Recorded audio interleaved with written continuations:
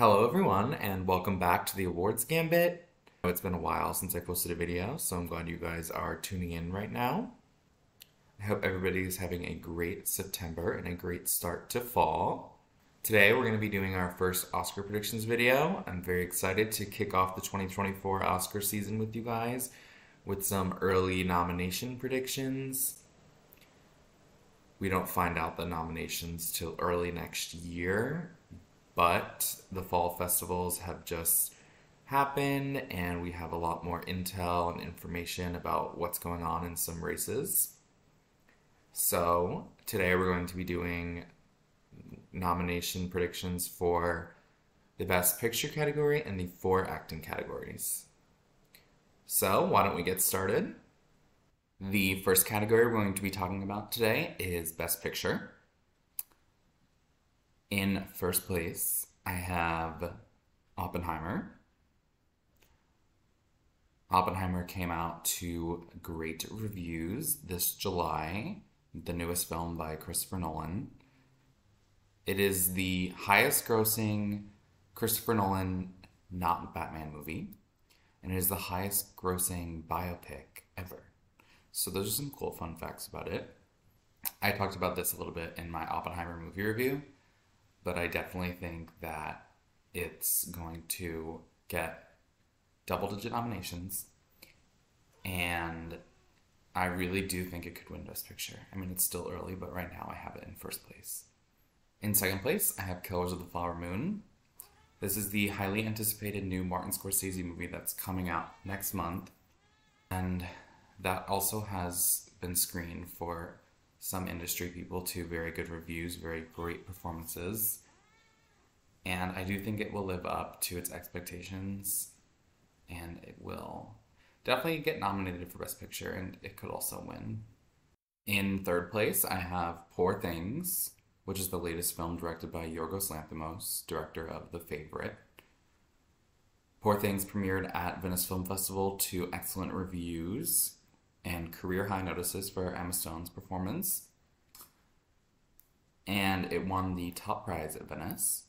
And I think that it will get recognized in Best Picture, especially for its really unique, cool, sci-fi elements to it. And yeah, I think that that's gonna get in, and it's a contender to win the top prize. In fourth place, I have Barbie. As we all know by now, Barbie absolutely crushed it at the box office and has made over $1 billion. It's the highest grossing movie of the year so far.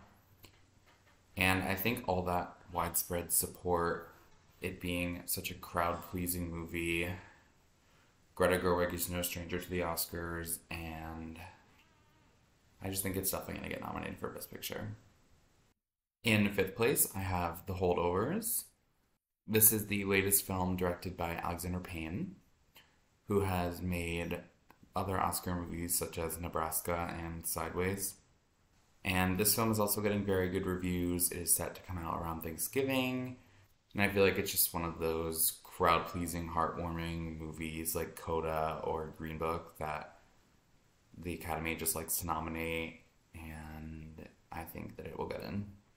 In sixth place, I have Maestro, which is the story of famous composer Leonard Bernstein and his wife, played by Bradley Cooper and Carey Mulligan. And it's not so much a biopic as it is a story about their love and their marriage over many, many years. And they both, not surprisingly, have gotten excellent reviews for their performances. And the film overall has gotten good reviews, and it's going to be on Netflix, so it's going to be very accessible. It's also directed and co-written by Bradley Cooper. So if you think back to A Star is Born a few years ago, that film did very well at the Oscars, and I think that Maestro will too. In seventh place, I have Anatomy of a Fall. This is a French film, and it has a very interesting concept. It's about a woman who is on trial for her husband's murder, and the only person that was there to witness her husband's death is their son who is blind. So it's a very interesting concept. And it was screened at the Cannes Film Festival this summer to excellent reviews. And it's also going to be on Netflix. So that will be accessible to many people. And yeah, I have it getting in for Best Picture. In 8th place, I have American Fiction. This film won the top prize at the Toronto International Film Festival. And that's a major reason why I'm putting it in here. Because the winner of the TIFF Audience Award has gone on to get a Best Picture nomination 14 out of the last 15 years. So that bodes well for American Fiction, starring Jeffrey Wright. This also seems like a cool and interesting concept with a lot of cool themes. And it will be competing in comedy at the Golden Globes, so I think that that will be a good place for it to maybe shine its light. So yeah, I have that in 8th place. In 9th place, I have the film Past Lives.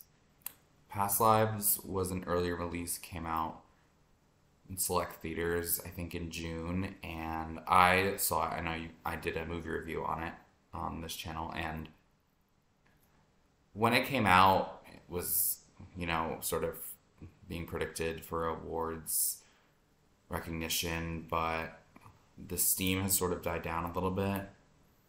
But with a field of 10, I still have it sneaking in. And hopefully it can get a resurgence because it was a really great film. And there is hope for it to get resurgence because it was one of the first films to get a waiver to campaign for the Oscars because of the strikes going on. Nobody's really doing any campaigning or promotional things for their programs, but Past Lives got a waiver for that, so they can do that. So maybe it'll jump back. It'd be great to see that get recognized in Best Picture. And in 10th place, my last spot, I have The Color Purple, which is based on the Broadway musical. And this hasn't been screened yet, so not a lot of people have seen it. So we don't really know where to put it, but The Color Purple, the film, got, I think, 11 nominations in 1985. And it kind of reminds me of a couple years ago how West Side Story got nominated kind of at the last minute. It was kind of, hadn't been seen, and then all of a sudden it was seen and got really great reviews, and it got a bunch of nominations at the Oscars. I kind of feel like that same thing will happen to The Color Purple, and it will sneak into this Best Picture race. So those are the films that I think will get into Best Picture. I just want to mention a few movies that I think might be able to get in. One of these possible nominations I have is the film The Zone of Interest. This is the latest film from director Jonathan Glazer, and it was screened at the Cannes Film Festival to great reviews. It takes place in the mid-20th century in the Nazi era. The film is mostly in Polish and German, and I think that this could be a movie that sneaks in. It seems like a very cool and interesting movie. Another film I have that might get in is Air. This is the story of Michael Jordan and Air Jordan, directed by Ben Affleck. And it was just one of those fun sports dramas that I think the people that saw it really liked it. And, that's just another one of those crowd-pleasing movies that could sneak in at the end. And my last spoiler that I want to mention is Saltburn. This is more something I hope will get predicted because even though I haven't seen it yet, it's not coming out till November. I think the people that have seen it, that have liked it, have really, really liked it. And obviously, Emerald Fennell, who directed this film, she directed Promising Young Woman, which did very well at the Oscars a few years ago. So this is her sophomore film, and I'm so excited to see it. and I hope that everybody enjoys it. But I have heard that it's a bit divisive, so it might not make it all the way to the Oscars. But I do have it as a spoiler for right now. Stop.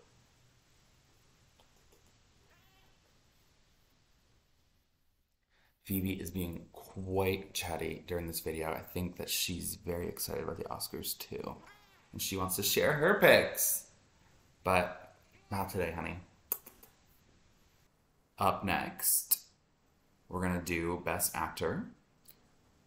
In first place, I currently have Cillian Murphy for Oppenheimer.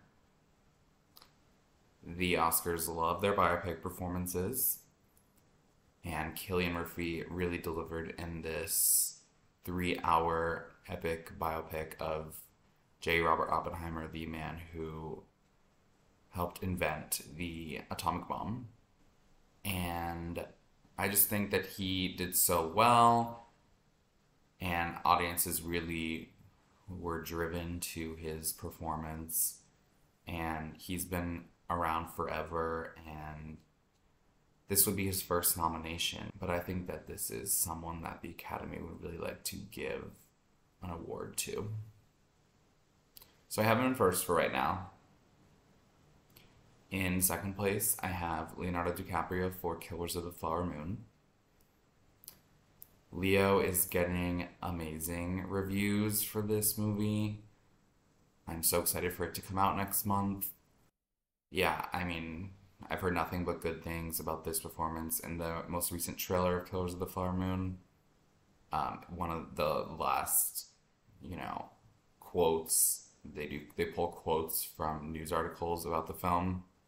One of the quotes they pulled was, "It is the performance of Leonardo DiCaprio's career." So I 100% think he will be nominated for Best Actor. In third place, I have Paul Giamatti for The Holdovers. Paul Giamatti was nominated once before in 2005 for A Cinderella Man. And he's never been nominated in lead before, so this would be his first lead nomination. And I think that, like I said about The Holdovers before, it's a heartwarming film, and I think that Paul Giamatti is just going to steal the hearts of the audiences when this film comes out. And I think that he'll get in.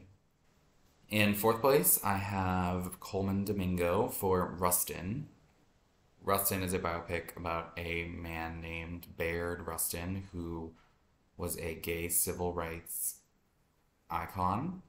And it's sort of about all of his civil rights work in the 1960s. And I've heard that Colman Domingo delivers an exceptional performance. And he's an exceptional actor who's been delivering great work for years. So I think that he will get nominated. This film is on Netflix, so it will be very accessible. And it'd be great to see him get in here. And in my last spot, in fifth place, I have Bradley Cooper for Maestro. He has the transformative aspects. He really transformed himself into Leonard Bernstein.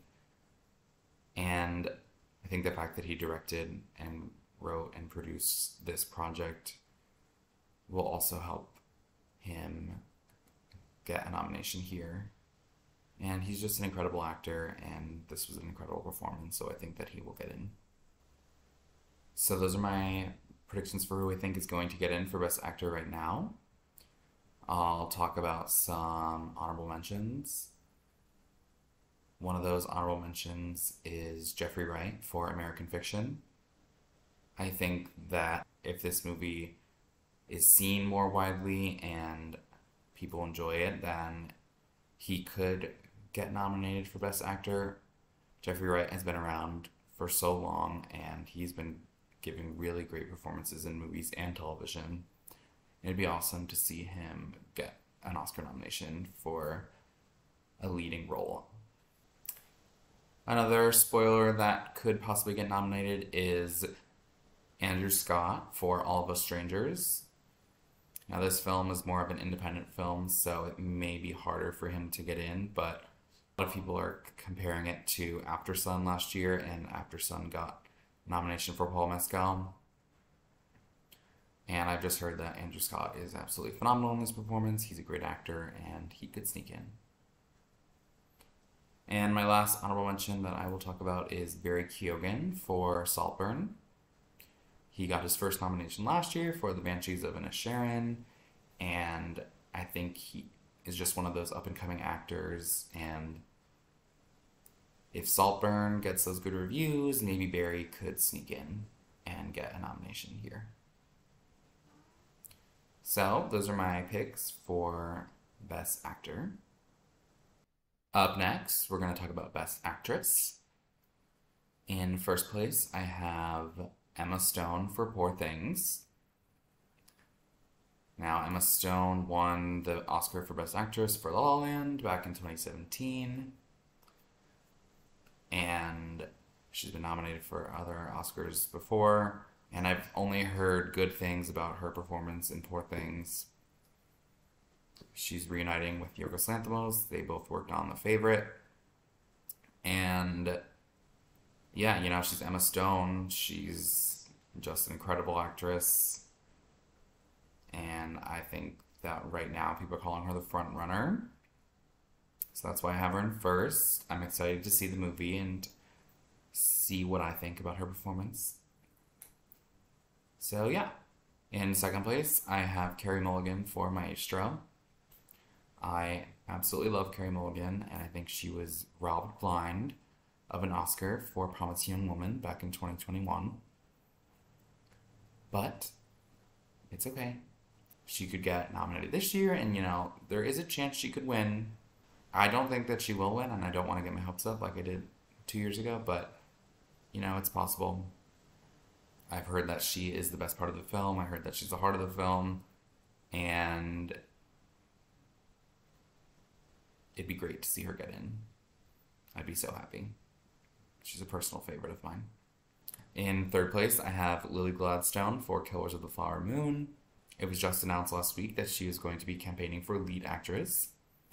This scenario is a little reminiscent of last year when Michelle Williams was the implied favorite in supporting actress, only to find out that she was going to campaign in lead. And she got nominated in lead, but she didn't win.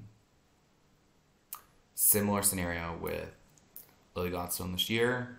She is one of the faces of Killers of the Flower Moon. Same thing I said about Carey. I feel like she's sort of the heart of this film. Native American actress. It'd be really great to see her get in to Best Actress. She'd be the first Native American actress. But I think that she will get in on her performance alone because she was getting really good reviews from the people who have seen it, and I'm excited to see her in this movie next month. In fourth place, I have Sandra Hüller for Anatomy of a Fall.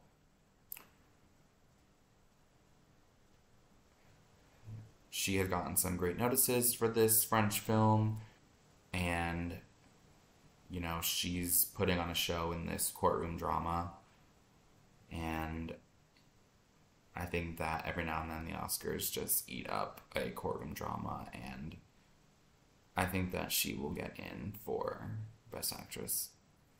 And in my last spot, in fifth place, I have Annette Bening for Nyad. This is the story of Diana Nyad, a 60-year-old woman who swam 110 miles from Cuba to Florida.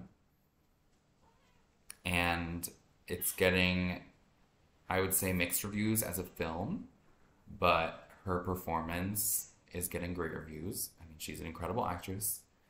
She's been nominated for 4 Oscars and never won before.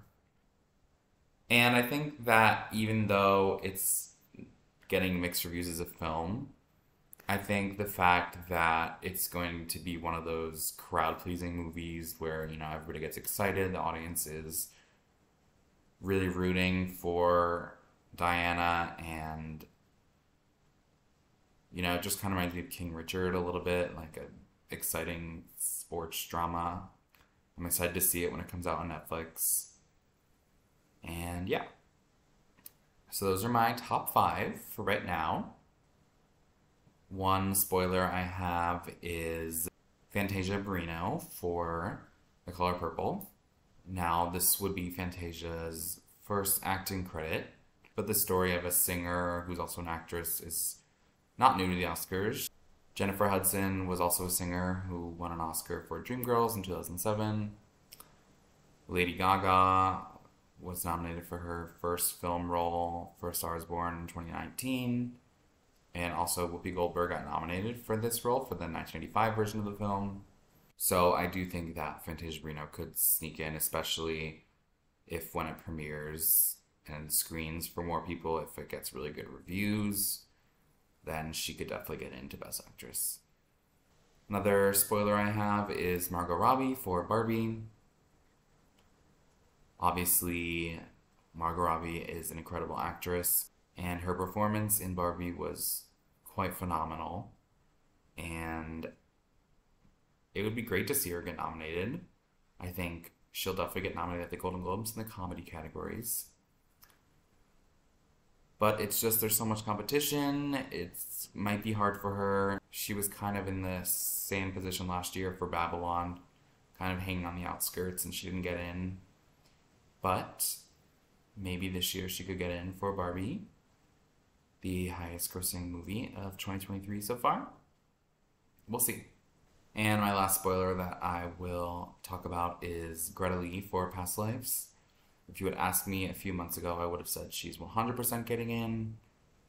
But, like I said about Past Lives, the buzz is sort of dying down about it. And we'll have to see if it picks back up later this year. And maybe she could somehow get into this crowded race. It'd be great to see her get in. I really like her as an actress. So, those are my picks for the Best Actress category. Up next, we're going to talk about Best Supporting Actor. In first place, I have Robert Downey Jr. for Oppenheimer. Now, Robert Downey Jr. is someone that the Oscars would love to recognize. And he's been nominated twice before. He gives a really great performance in Oppenheimer. He's sort of in a villainous role, but he's playing a real person. And I think that Oppenheimer is just going to get so many nominations, and this could be sort of a career win for Robert Downey Jr. And I think he'll definitely get in. He's in first for right now. We'll see what happens later this year. In second place, I have Ryan Gosling for Barbie. Sort of a similar narrative as Robert Downey Jr. Ryan Gosling's never won an Oscar before. He's been nominated twice before, and he was sort of the standout of Barbie. He was so funny as Ken, but also when he had dramatic and emotional scenes, he was so great. Just, he really did a great job as Ken in that film. And he also sort of had a villain aspect to his character. So, you know, sometimes that helps with the Oscars. Think of like Javier Bardem in No Country for Old Men. So yeah, I think he'll definitely get in, and you know, it'd be great to see him win. We'll see. In third place, I have Robert De Niro for Killers of the Flower Moon. This seems like a no-brainer. Robert De Niro in a Martin Scorsese film opposite Leonardo DiCaprio. From all the trailers I've seen, it looks like he has an excellent role, also villainous. So I'm excited to see that, and I think he'll definitely get in. In fourth place, I have Mark Ruffalo for Poor Things. Again, when this was screened more widely a few weeks ago, people were talking about him getting in for supporting actor, and you know, he's gotten in 3 times before in this category, and he's also one of those overdue actors, and he plays, you know, presumably one of Emma Stone's love interests in this film, so I definitely think he'll get in. And in my fifth place spot, I have Willem Dafoe for Poor Things. The Oscars have been loving double nominees from the same movie. The past, 6 or 7 years, I feel like there's been 2 from supporting actor in a lot of the past, 5 5 of the past 7 years, something like that. And yeah, I think that this could be the film that gets 2 supporting nominations in the same category. Willem Dafoe plays the scientist that sort of does work on Emma Stone, and he is transformed very much so. A lot of facial disfigurations from what it seems in the trailer. So that could be a great role. And, you know, he's also overdue, been nominated 4 times before. So maybe he will get in for this. So those are my top 5 picks for Best Supporting Actor. I want to talk about some spoilers that could sneak into this race. One spoiler I have is Matt Damon for Oppenheimer. Matt Damon has a pretty sizable role in Oppenheimer, but it doesn't appear in the first hour at all. He comes up basically halfway through the film, but then after that, he's in it a lot, and he has a lot of scenes opposite Cillian Murphy. And Oppenheimer could be the film that gets 2 nominations in the same supporting category. It's been a while since we've seen Matt Damon nominated. I think he was also nominated in 2016 for The Martian. So maybe this could be a year where he sneaks in for one of the top films of the year. Another spoiler I have is Colman Domingo for The Color Purple. Big year for Colman Domingo. He could get 2 nominations. Color Purple hasn't screened yet, so we'll see how that plays out. But, you know, sometimes people, when they have a really great year, they get recognized for 2 performances. So we'll see if he can get in for The Color Purple as well as Rustin. And my last spoiler for this category, I have Paul Mescal for All of Us Strangers.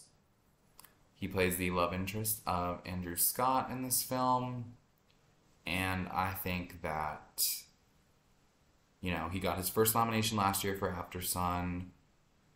You know, he could just be on a hot streak and get in for this film if it gets viewed by the right people, and that would be great to see him get in. He also has another film called Foe coming out soon, and he stars opposite Saoirse Ronan in that, so maybe that could help. So, those are my picks for Best Supporting Actor. Up next, I'm going to do Best Supporting Actress. In first place, right now, I have Emily Blunt for Oppenheimer. Now, as I said in my movie review for Oppenheimer, Emily Blunt's performance is pretty small, and it doesn't come in until about halfway through the film. But when she is in the film, she's doing a really great job. I mean, she definitely has some showy scenes. She's a bit of a drunk, so she's often drunk when she's on camera and, you know, putting on a show. And then she has one very, very big scene towards the end when, after the bombs went off and J. Robert Oppenheimer is, you know, being questioned by lawyers, she gets pulled into and she just completely holds her own in this room full of men, and she's just an incredible actress, and she's been so close to getting Oscar nominations for the past 20 years for movies like The Devil Wears Prada, The Girl on the Train, A Quiet Place, Mary Poppins Returns, The Young Victoria. I mean, so many times, and she's yet to get an Oscar nomination. So, I mean, this could be her year. I think she'll definitely get nominated. And, you know, everybody was kind of thinking Lily Gladstone would win this category, but now that she's in lead, a little bit of a question mark as to who is going to win now. But I think that Emily Blunt right now is in first. In second place, I have Divine Joy Randolph for The Holdovers. Like I said before, heartwarming film, and apparently she is like the best part of this movie. She's been giving really great performances. She's very funny on Only Murders in the Building.